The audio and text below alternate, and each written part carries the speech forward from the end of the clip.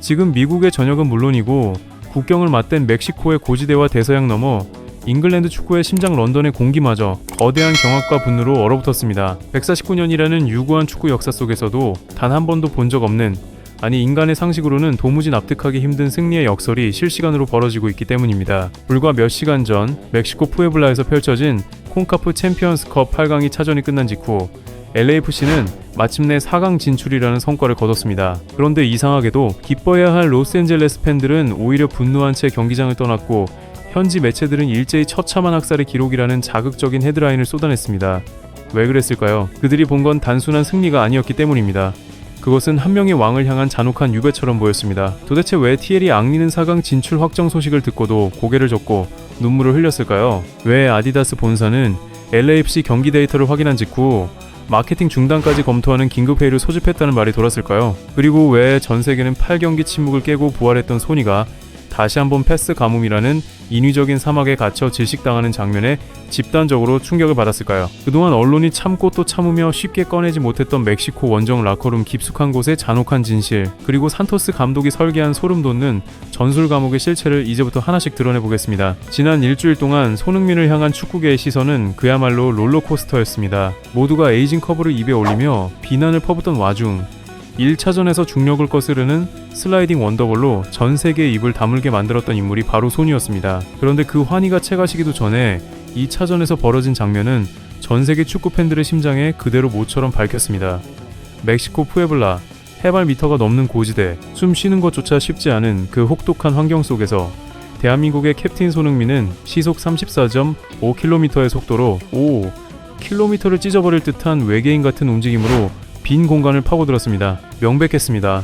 소니는 자신이 해야 할 역할을 완벽하게 수행하고 있었습니다. 누구보다 빠르게 침투했고, 누구보다 정확하게 수비 사이를 찢었고, 누구보다 먼저 결정적인 위치를 선점했습니다. 하지만 정작 그가 50m를 전력 질주해 가장 완벽한 득점 위치를 잡았을 때 LAFC의 미드필더진은 마치 짠 것처럼 공을 뒤로 돌리거나 의미 없는 횡패스만 반복했습니다. 이건 그냥 실수라고 넘길 수 있는 장면이 아니었습니다. 한 명의 영웅이 전장을 지배하려는 순간 시스템 전체가 그 영웅의 발목을 낚아채는 전술적 자살행위와 다를 바 없었습니다. 사건의 발단은 전반부터 이미 시작되고 있었습니다.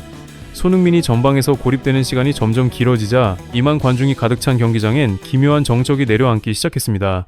그 순간 손흥민은 수술용 칼로 공간의 혀를 짚어내듯 상대의 빈틈을 읽어냈습니다. 손짓은 분명했습니다. 타이밍도 완벽했습니다. 하지만 그 손짓은 허공만 갈랐습니다. 패스는 오지 않았고 기회는 눈앞에서 증발했습니다. 이 장면을 지켜본 프랑스의 전설 지단은 현지 매체와의 인터뷰에서 숨을 죽이며 이렇게 말했습니다. 이것은 축구가 아닙니다. 10조 원의 가치를 지닌 비즈니스 엔진을 진흙탕 속에 처박아 두고 공회전만 시키는 꼴입니다. 손흥민이 저렇게 고독하게 사투를 벌이는 장면은 축구 역사에 대한 모독입니다. 바로 이 지점이 전세계 언론이 패닉에 빠진 이유였습니다. 1738억 원의 자산 가치를 지닌 왕을 데려오고도 정작 그 왕에게 무기를 쥐어주지 않는 산토스 감독의 이른바 쓰레기 전술에 팬들의 인내심이 완전히 폭발한 겁니다. 로스앤젤레스 현지에서는 팬들이 맥주잔을 내던지며 승리가 무슨 소용이냐, 소니가 저렇게 죽어가고 있는데 하고 울부짖었다는 이야기까지 나왔습니다. 런던 북부에서 이 장면을 지켜보던 토트넘 팬들 역시 잔을 내려놓고 경의와 동정이 뒤섞인 눈물을 흘렸습니다. 영국이 놓쳐버린 심장이 미국에서 제대로 된 패스 한 번 받지 못한 채 멈춰가고 있다. 우리가 그를 지켜주지 못한 대가가 이렇게까지 가혹한 것이냐. 그 탄식은 대서양을 건너 로스앤젤레스의 밤하늘까지 울려 퍼졌습니다. 그리고 사건의 진실은 경기 후 라커룸에서 유출된 단 한 장의 전술판으로 더 소름 끼치게 드러났습니다. 산토스 감독은 손흥민을 최전방에 세워놓고도 정작 모든 빌드업의 중심은 미드필더진의 안정성에만 두는 비겁한 설계를 했습니다. 결과가 어땠습니까? 손흥민은 90분 내내 상대 수비수 3명에게 둘러싸인 채 단 한 번의 위협적인 패스조차 제대로 공급받지 못했습니다. 2만 관중은 다 알고 있었습니다. 소니가 공을 잡지 못한 이유는 그의 실력이 떨어져서가 아니라 힘의 혈관 자체가 막혀 있었기 때문이라는 사실을요. 그 순간 우리는 깨달았습니다. 명장병에 걸린 지도자가 한 위대한 선수의 영혼을 어떻게 천천히 말려 죽이는지를 말입니다. 권위자들의 시선도 이번 사태를 향해 최후 통첩을 날렸습니다. 아르센 벵거 감독은 손흥민의 전술적 중력, 그러니까 택티컬 그래비티는 동료들에게 고속도로를 열어줬지만 동료들은 그 길을 걸어갈 용기도 지능도 없었다고 직격했습니다. 그러면서 이것은 사자에게 풀을 먹이려는 어리석은 짓이라고 산토스 감독을 향해 맹렬한 비판을 쏟아냈습니다. 티에리 앙리 역시 경악을 감추지 못하며 말했습니다. 소니의 영혼을 죽이지 마라. 그는 지금 LA에서 축구를 하는 것이 아니라 무능한 시스템의 방패막이가 되어 무릎이 깎여나가고 있다. 당장 감독을 경질하고 소니를 위한 전술을 짜지 않는다면 4강 진출은 그저 몰락의 예고편일 뿐이다. 사실 사람들이 몰랐던 진짜 이야기는 경기 직후 믹스트존에서 시작됐습니다. 패스 가뭄에 시달리며 단 한 번의 슈팅 기회조차 제대로 얻지 못했던 손흥민은 오히려 고개를 숙인 어린 동료들에게 먼저 다가갔습니다. 그리고 조용히 어깨를 두드리며 말했습니다. 괜찮다. 우리가 4강에 갔다는 것이 중요하다. 나는 더 뛸 수 있다. 발목에는 두꺼운 테이핑이 감겨 있었고 고지대의 희박한 산소 때문에 얼굴은 창백했습니다. 그런데도 손흥민은 팀의 정신적 지주 역할을 단 한순간도 내려놓지 않았습니다. 하지만 그런 고결한 품격의 뒤편에서 산토스 감독은 기자회견장에 들어가 로테이션의 목적을 달성했다며 자기 합리화에 가까운 발언을 쏟아냈습니다. 이 소식이 전해지자 LA 팬들은 그대로 폭발했습니다. 구단 공식 사회관계망 서비스에는 산토스 감독의 사퇴를 촉구하는 해시태그가 수백만 건 달렸고 미국의 거대 기업들 역시 손흥민의 노출 빈도가 줄어든 상황에 대해 아디다스 본사와 함께 강한 항의 서한을 준비하고 있다는 소문까지 번졌습니다. 10조 원의 가치를 지닌 리더를 평범한 선수처럼 소모하는 것은 축구적으로도 그렇고 비즈니스적으로도 자살 행위나 다름없기 때문입니다. 비욘세의 공연마저 멈춰 세웠던 그 천문학적인 영향력이 이제는 무능한 감독을 향한 단두대의 칼날로 바뀌고 있다는 말까지 나왔습니다. 전문가들의 분석은 더 날카로웠습니다. 기하학적으로 분석한 손흥민의 침투 경로를 보면 그는 매 순간 상대 수비 블록을 찢어놓는 최적의 움직임을 만들어냈습니다. 하지만 LAFC의 미드필더들은 손흥민이 만든 그 의도의 틈을 전혀 보지 못했습니다. 물리적인 속도 차이가 인지적 오류를 만든 셈입니다. 미국의 스포츠 일러스트레이티드는 이렇게 비평했습니다. 소니는 3초 뒤의 미래를 보는데 팀은 과거에 머물러 있다. 이 말은 지금 LAFC가 처한 전술적 파산을 너무 정확하게 찌른 표현이었습니다. 경기장의 조명이 하나둘 꺼져가는 순간에도 팬들은 자리를 떠나지 않았습니다. 그들은 손흥민의 이름을 연호했습니다. 우리는 소니를 가질 자격이 없다. 이 슬프고도 처절한 구호가 푸에블라의 밤하늘을 가득 채웠습니다. 70년 한국 축구의 자존심을 등에 지고 미국 대륙을 호령하던 사나이가 왜 이토록 외로운 사투를 벌여야 하는 걸까요? 홍명보호에서 겪었던 그 참담한 고립이 미국에서도 반복되고 있다는 사실 앞에서 우리 팬들의 가슴은 갈기갈기 찢어졌습니다. 결말을 향해 달려가는 이 서사는 우리에게 너무도 선명한 하나의 진실을 던지고 있습니다. 진짜 위대함은 위기 속에서 더 또렷해지고 무능한 권위는 결국 팬들의 함성 앞에서 무릎을 꿇게 된다는 사실입니다. 손흥민은 그저 도움 몇 개 더 쌓으려고 미국에 온 선수가 아닙니다. 그는 지배하기 위해 왔습니다. 그리고 한국 축구의 품격이 전 세계의 기준이 될 수 있다는 것을 증명하기 위해 이 무대에 섰습니다. 이제 전 세계는 4강전을 앞두고 LAFC 구단 수뇌부가 어떤 결단을 내릴지 숨죽이며 지켜보고 있습니다. 왕을 가둔 감옥 같은 전술을 부술 것인가, 아니면 왕과 함께 침몰할 것인가, 선택의 시간이 다가오고 있습니다.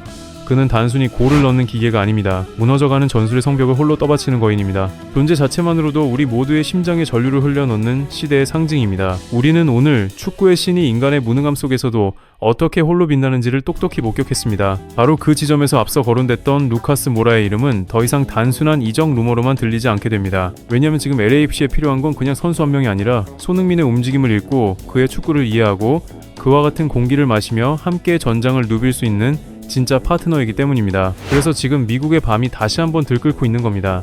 손흥민과 루카스 모라, 이 두 이름이 다시 같은 팀의 유니폼 아래 놓일 수 있다는 상상만으로도 팬들은 이미 심장이 뛰고 있습니다. 토트넘 시절 누구보다 날카롭게 손흥민의 침투를 읽어냈고 누구보다 기꺼이 자신을 희생해 동료를 빛나게 했던 그 모라가 다시 그의 곁으로 돌아온다면 그건 단순한 재회가 아닙니다. 한 시대를 빛냈던 우정의 귀환이고 축구가 아직도 숫자와 전술판만으로 설명되지 않는다는 가장 뜨거운 증명이 될 겁니다. 모라는 지금 갈비뼈 부상으로 쉬고 있고 상파울로와의 재계약 논의 또한 중요한 변수로 남아 있습니다. 하지만 흐름은 분명합니다. 그는 조만간 구단과 향후 계획을 논의할 예정이고 만약 재계약이 뜻대로 풀리지 않는다면 그의 시선은 자연스럽게 해외로 향할 수밖에 없습니다. 그리고 해외 이적이라는 갈림길 앞에서 가장 강하게 빛나는 선택지가 바로 LAFC라는 평가가 계속해서 나오고 있습니다. 이유는 단순합니다. 그곳에는 손흥민이 있기 때문입니다. 그의 가장 찬란했던 순간을 함께 기억하는 사람, 경기장 안에서 말하지 않아도 통하는 사람, 그리고 다시 한번 역사를 써보자고 손을 내밀 수 있는 사람이 그곳에 있기 때문입니다. 관계자들의 말도 같은 방향을 가리키고 있습니다.